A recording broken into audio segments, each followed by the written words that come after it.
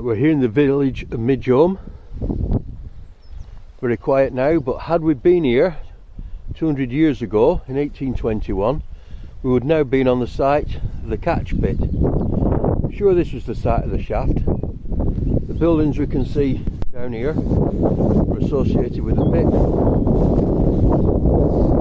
Stables, blacksmiths, and so forth. And off the old plans it looks like the shaft was right on the top of here. There are some remains left. I had a look round there before and wondered if that perhaps was the remains of the water wheel, the race. Now it was called the catch pit because it was sunk to catch the trade, the Ulster trade, that Lord Carlisle were losing to Hartleyburn Colliery, further down the road towards Lamley.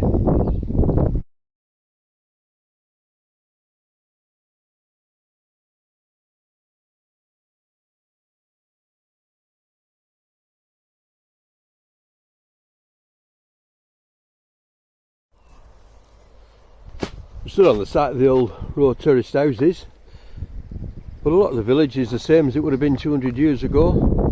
Those buildings across there were the banksmen's cottages for the catch pit. Obviously the school from a later date. Just up the burn there was another drift into the catch pit. That's where they took the horses down. And that probably became Peps Pit of the 1920s.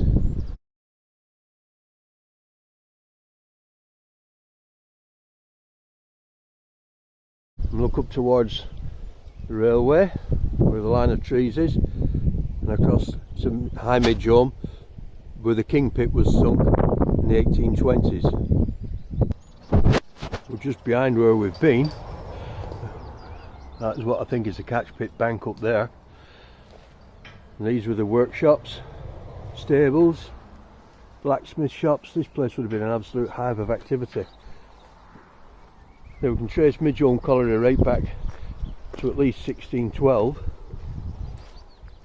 It kind of seems to have come to a bit of a hiatus with the Civil War and the Scots invasion and so forth, and then really set off again with great impetus in the early 1700s. We've got a lease of 1720 of the Siboney's Colliery.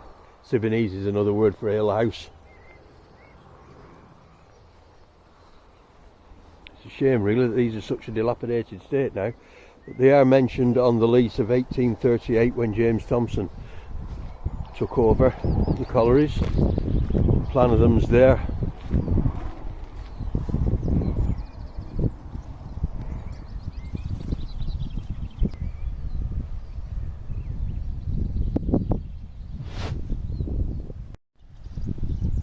Yeah, and the rain started now, but what I have noticed, I've never noticed them before, is these here. 1, 2, 3, and I'm wondering what they are.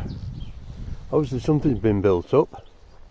Are they old coke ovens? You would think if that was the case they'd be in a bank. Are they just the ruins of old buildings? Here we are now up at High Midgeholme. This is the original destination of the Brampton Railway that served the Naworth Collieries, an early line, 1828, and its original destination was here, the King Pit. This was sunk between 1824 and 1828. You see the colliery cottages there for the banksmen and engineers, and the line eventually carried straight on to Hartleyburn and Lamley collieries in later days. This is the end of the Haining Burn level also. This is as deep as they got, and this shaft went down about 500 feet and very soon hit the Wind Dyke as the workings progressed towards the west. These buildings obviously date from the 1950s. The pit was reopened in 1949 very briefly, and that's when most of these buildings date from.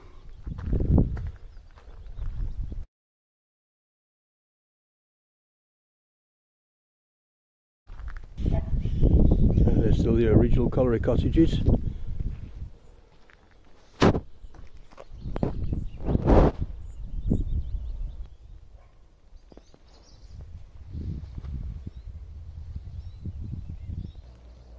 pumping shaft was sunk first. The Haining Burn level was brought up through the catch pit workings,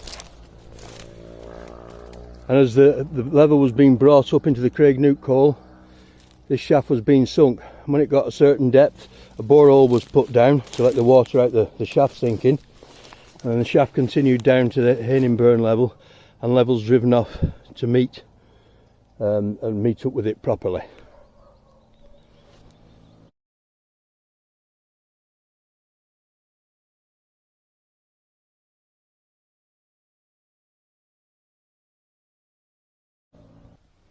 The main drawing shaft itself, the King Pit, was situated here. And this is what was reopened in 1949. In fact, we've got a photograph of the sinking egg gear looking out in that direction.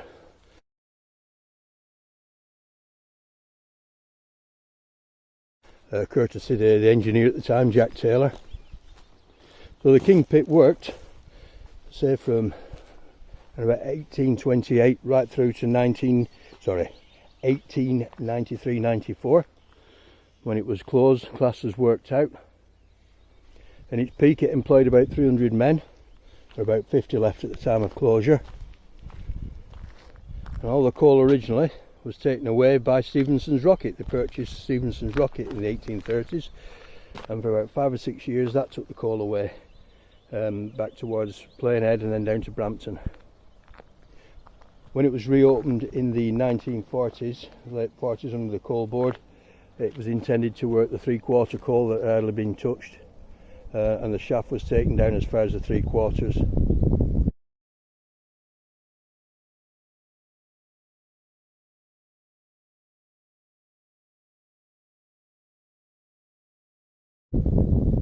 The low Midgeholme pits down in the bottoms have been working the low main and the Craig Nook also.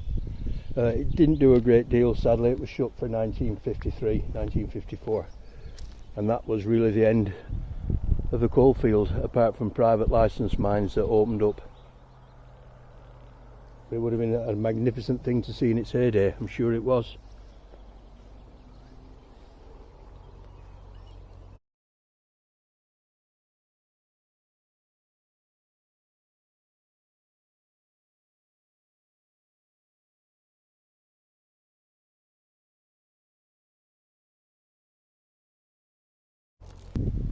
This is the remains of the pit lodge from the old days.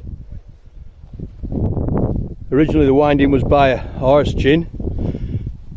Well, they got the railway completed and everything set up.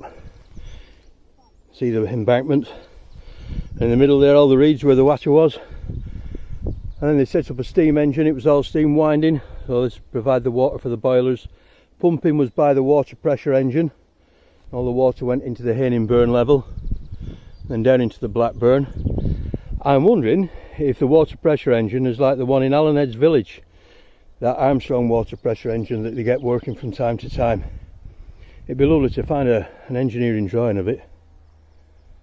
So there we have a brief potted history of Midgeholme Colliery.